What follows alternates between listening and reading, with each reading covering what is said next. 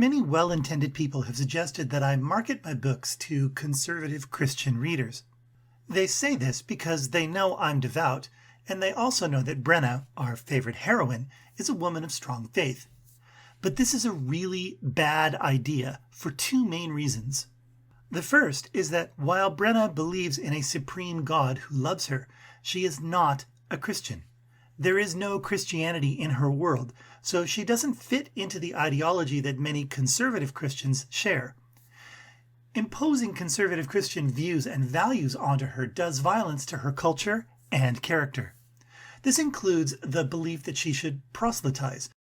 One of the most common criticisms leveled against my books by conservative readers is that skeptical Garrick, our favorite hero, should be convinced by the evidence of Brena's faith, particularly her ability to heal wounds with a kiss, and that he should convert to belief in God. But he views this ability of hers as something natural, an inborn capacity with an explanation he doesn't yet understand. While he recognizes and applauds her ethics, he doesn't see the divine in her skills. That's who he is.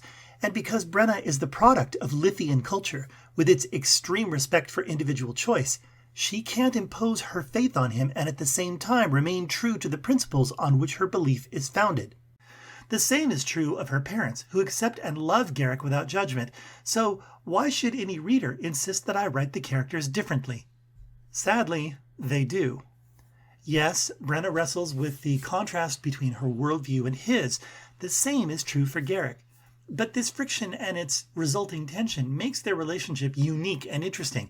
Any reader who enters the story expecting to impose their particular brand of religious faith on any of my characters will meet with grave disappointment. Secondly, purity culture is pervasive among conservative Christians.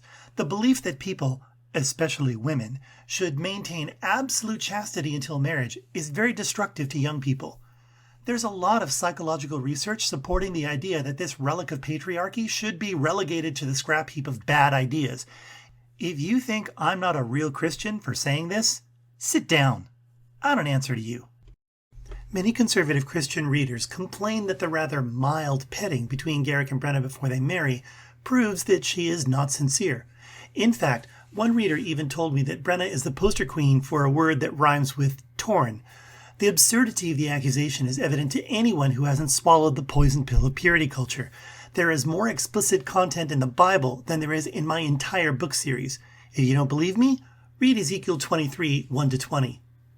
Brena's desire for Garrick reflects the reality of her devotion, not some hidden deviancy. The novel wonder he evokes in her during their private contact stirs an urgency in her soul that she's never before experienced. It reveals the personal imperative to make certain he's the man for her. Let me be clear, this is not a moral choice. For Lithians, intimacy initiates a biological binding to their partners. This creates a dilemma for every long-lived Lithian who chooses a human mate. Brena is likely to live 2/3 of her life after Garrick's demise and may even outlive her children. This is not a problem that women in our world experience, but this issue lies at the root of her uncertainty early in the series. Their private contact is normal, healthy, and highly restrained. I depict Garrick's self-control as a means to reveal his respect for her, and any permissiveness on Brena's part reveals her trust of his judgment. That's the truth, so get off your moral high horse, people. In our world, it makes no sense that two attractive, healthy adults would sit on their hands and never express physical affection. This is also true in the world of Devra.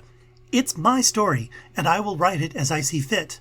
Why read a romance novel if you think that two people touching one another is morally wrong? If that's you, then you're not in my target audience. Go and read something else. I don't hear complaints from skeptics, liberal-minded readers of faith, or those of you who have deconstructed the religion of your youth. If that's who you are, you might find the love story between Brena and Garrick a sensitive and compelling one. That's the reason I've written it, and I'm confident that if you let the story unfold without judging my characters and judging me, it will speak to your mind and your heart.